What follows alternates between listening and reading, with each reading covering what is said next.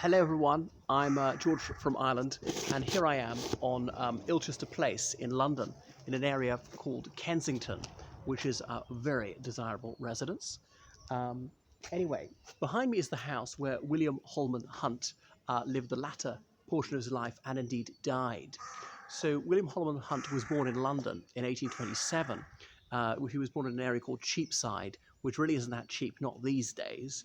Um, it's really close to the City of London, as in the financial area, close to the Bank of England. Called Cheapside because, yes, it was cheap like in the Middle Ages. Or even one of the novels of Jane Austen, there is some snobbish woman who's sneering at another woman saying, because your Uncle Phil lives in Cheapside. Ha! Tush. But back to this chap here, William Holman Hunt. His surname was actually Hobman Hunt, but when his name was written down in the baptismal record, the parish clerk misspelt it. So Holman Hunt, having discovered this orthographical error, decided to just go with it and changed his name by deed poll to Holman Hunt, which I think is more euphonious, don't you? But perhaps just because I'm used to it, I'm accustomed to it. What's that?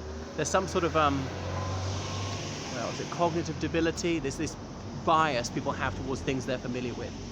Anyhow, so I went to the Royal Academy of Arts, which is the premier art school in the United Kingdom, and founded in the mid-18th century by Sir Joshua Reynolds, whose statue stands in front of it, and indeed his influence lived on almost a century after his death. So he was an artist at the height of the Enlightenment, and his artwork and his precepts reflected that.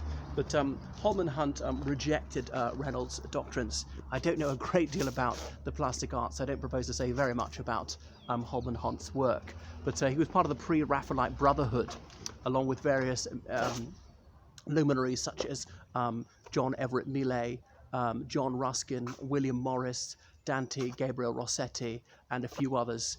You could even add Charles Algernon Swinburne.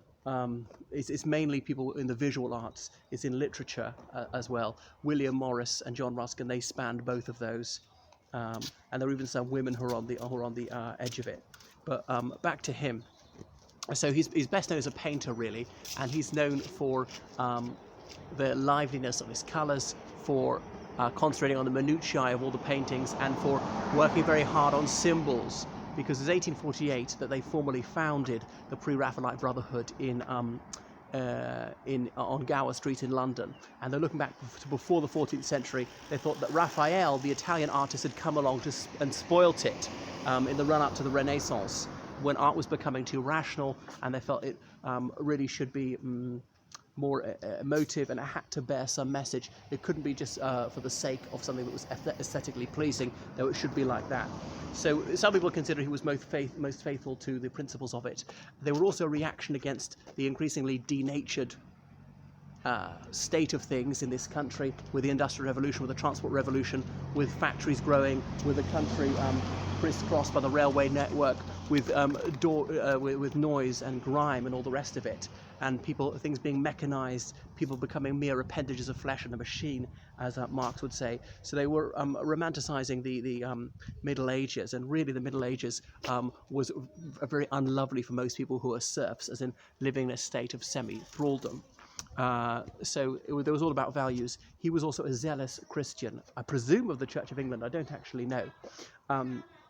Anyway, he got married, and I hope I got this right, to Alice Waugh first of all. And then he travelled extensively around France, but also to Italy. And it was in Italy his first wife died, giving birth to their child. I'm not sure if the baby survived. So she was buried in Florence beside the grave of Elizabeth Barrett Browning. She died in 1866. Elizabeth Barrett Browning is a very famous poet who deserves a video of her own. Anyhow, so he designed a headstone which he put for her at that Protestant graveyard in Florence. William Holman Hunt doing it for his wife. He then took a shine to his deceased wife's sister Edith, and there was a Deceased Wife's Sister Act which declared it was unlawful for a man to marry the sister of his dead wife. Although actually, if a woman was married and her husband died, she was then allowed to marry the brother of her dead husband. So what was sauce for the goose was not sauce for the gander. No logic there. I'm not sure where this one came from. Well, oh yes, it does. It comes from the Holy Bible. Because the good book says, I think it's in Deuteronomy, Thou shalt not uncover the nakedness of thy dead brother's wife. It is an unclean thing. If you do so, you shall be childless. It was something which haunted Henry of that name, the Eighth. But other places in the Bible apparently it enjoins you to do just that. But you could say, well, I didn't uncover her nakedness. She did it for me. Anyway, you're not allowed to marry her. But he went ahead and did it anyway. It was illegal. But he went with Edith and they married at Neuchâtel in Switzerland, where such a law didn't apply. But that upset some of the pre-Raphaelite Brotherhood, the PRB, and someone else had taken a shine to this war as well. So I'm not sure if they were blessed with progeny. Anyway, he was a bit of a grand old man of British heart by the end, and the pre-Raphaelite Brotherhood largely run its course by the end of his life, but his influence carried on into the 20th century.